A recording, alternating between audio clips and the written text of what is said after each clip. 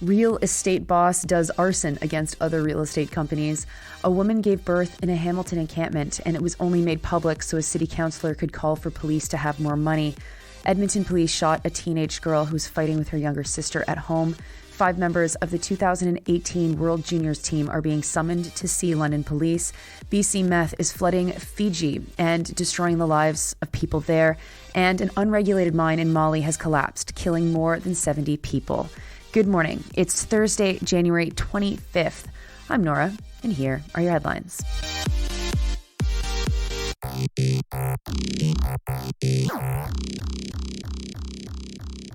Oh my God, there's a lot of news this morning. So let's go. First, a very silly story from Quebec that I can't resist telling you.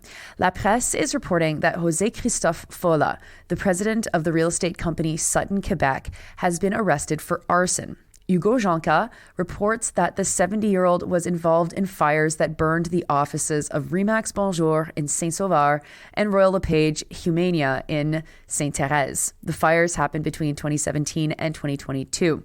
2 other men have been charged as well. Real estate's doing arson, man. Oh, wow. Okay. Next to news that matters more. The CBC's Samantha Beattie is reporting that a baby was born in a Hamilton encampment, something that council member Matt Francis said he saw because he was hosted by Hamilton police doing something called a ride-along. These are offered all the time to politicians so that they can see the real hard work of being a cop in the middle of the night. Well, in this case, Francis saw the real hard work of being homeless and pregnant. The police were called to an encampment for a medical emergency, and Francis was with them. And so when they got there, he saw that a woman had just given birth. She was holding the baby, and the umbilical cord was still attached. It was a cold morning in late November when this happened. Francis said that the baby and mother were taken by paramedics, and seeing this affected him deeply. As the story was an anecdote shared at a council meeting, there was no further information in the CBC report about whether or not the mother was given a place to live and help for her child, or if her child would be placed into the foster system where a stranger would be given tens of thousands of dollars to raise the baby themselves. Beattie notes that the Hamilton police have asked for $20 million more for their budget for 2024. While it's unclear in the story if Francis directly used this anecdote to support the police budget proposal, Beattie does report that he, quote, said the birth of the encampment exemplifies the difficult situations police officers face on a day-to-day basis, unquote. Francis, by the way, has been opposed to encampments. It takes a special kind of lizard brain to see a woman give birth in these conditions and conclude that it's the police in this scenario who need more money. Like, honestly, man, what the hell kind of reasoning is that? Francis did say that seeing what he witnessed, quote, speaks to the situation and the need for more affordable housing, unquote. But God, guy, I mean, do you know how much further that $20 million can go if it was not going to the police and it was going to support people like this?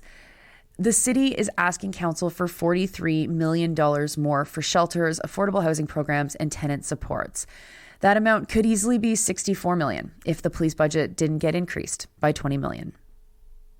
Next to Edmonton, Post Media is reporting that cops showed up at a family dispute, tased, and then shot a 19-year-old woman. It happened near 64 Avenue and 172nd Street when police received a call that a 19-year-old was fighting with her preteen sister. Police said that, quote, a weapon was involved, unquote.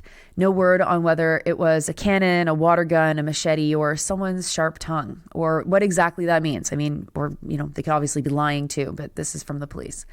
The teen who was shot was injured with serious, though not life-threatening injuries. The province's police watchdog is investigating. Now, as it looked like this article was sourced from the cops, I went to the website of the Edmonton Police to check out how different this article was from the police release. And surprise, it isn't at all different. Not one bit. It's just direct cop information lifted by Post Media. Some of it is in quotations, some of it's not in quotations, and is barely paraphrased, but it would get probably like a 95% plagiarism report if you put it in through plagiarism detection software. Okay, next to hockey news. 5 members of the World Junior Hockey Team in 2018 have been, quote, told to surrender to London, Ontario police, unquote. They face sexual assault charges. The first report came from Robin Doolittle and Rachel Brady at the Globe and Mail.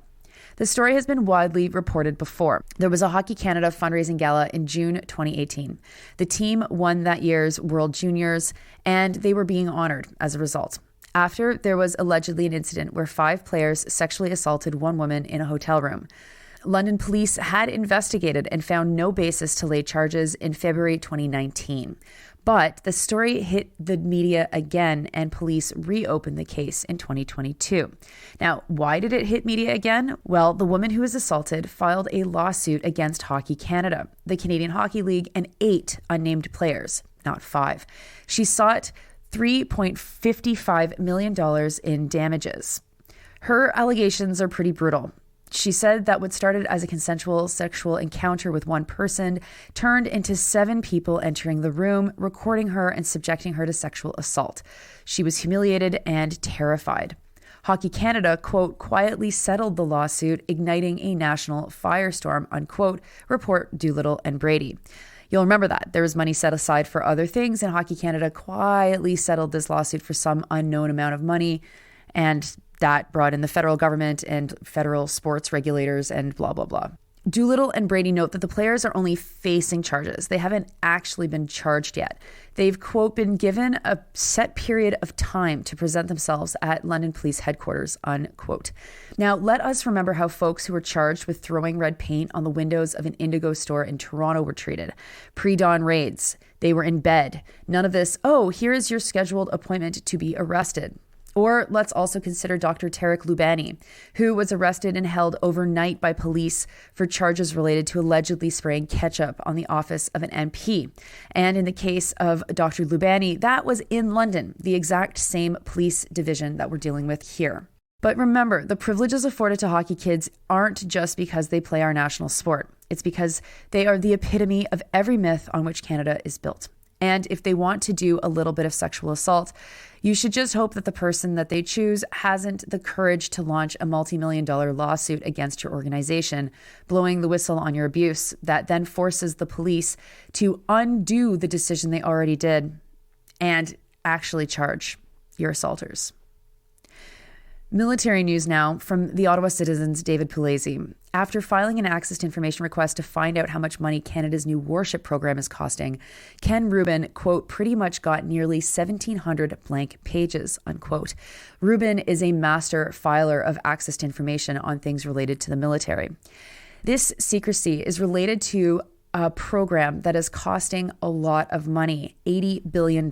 And Rubin and Pugliese make the note that this level of secrecy is unprecedented. The warships are being built by Irving. Bill Blair, Minister of National Defense, said that he expects that his department will comply with requests for information when asked. 15 warships will be built as part of the program called the Canadian Surface Combatant Project. Here is Pugliese, quote, critics have labeled the CSC project, the largest single purchase in Canadian history, as a bottomless money pit with little accountability or oversight. Since the construction contract has yet to be signed, they have called for the project to be halted or at least reviewed, unquote. Pugliese has been battling gag orders on information related to this program for years. Public Service and Procurement Canada directed companies that wanted to do maintenance work on the program to not talk to any journalists if they asked. All comment had to be referred to the procurement office. When the Citizen reported on it, the department lifted the gag order. And I am contractually obliged to remind you that $80 billion for a warship program or anything is a hell of a lot of money. $80 billion isn't just a million or 10 million or 100 million. It's 100 millions. And we have a right to know how this is being spent. So kudos, of course, to Ken Rubin for the work that he's been doing on that. And as always, Pugliese for telling us what the military doesn't want us to know. Next, veteran reporter Kim Bolan with the Vancouver Sun is in Suva, Fiji, to see just how involved British Columbia is in a drug crisis that is devastating that country. Fewer than 1 million people live in Fiji. Nolan talks with 2 women at the start of this feature. both who are sex workers who barely look like they're adults, though they tell Kim they're in their 20s. They use meth. It helps them to stay up for days and work longer. Then that feeds the addiction, as the meth is very expensive.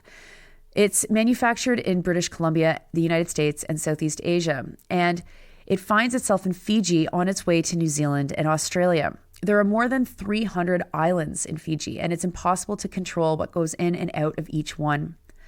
One official Bolin talked to explain that liquid methamphetamine is what comes from Canada. It arrives with air freight, and then people get access to it.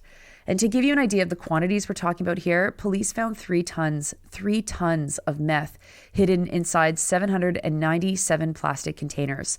Those were stashed inside of a house. And just a week after that, police found another ton. The citizens of Fiji have been convinced to help the drug traffickers by offering them quantities of meth to use. Now, this article is from a series of articles that you can check out if you want to read more about Bolin's investigation. They're all at the Vancouver Sun. And finally, the Associated Press is reporting that an unregulated gold mine in Mali collapsed and more than 70 people have been killed as a result. Search and rescue is still happening, so that number could rise. There were some 100 people in the mine when it collapsed.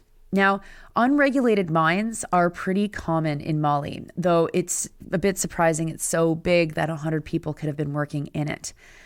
They are called artisanal mines, actually, and are common, not just in Mali, but in other parts of the world where gold mining is present. The Associated Press reports that it is also common for these artisanal mines to be accused of ignoring safety measures. Gold mining underpins much of Mali's economy. Gold accounted for 80% of Mali's exports in 2021, and 10% of Malians rely on the sector for income. About 6% of Mali's gold comes from some 300 artisanal mines. Those are your headlines for Thursday, January 25th. I'm Nora. You're listening to this podcast at sandynora.com, on the Real News Network podcast feed, or anywhere you get your podcasts. Hope you have a wonderful Thursday. My God, tomorrow's Friday. You almost made it. I'll talk to you then.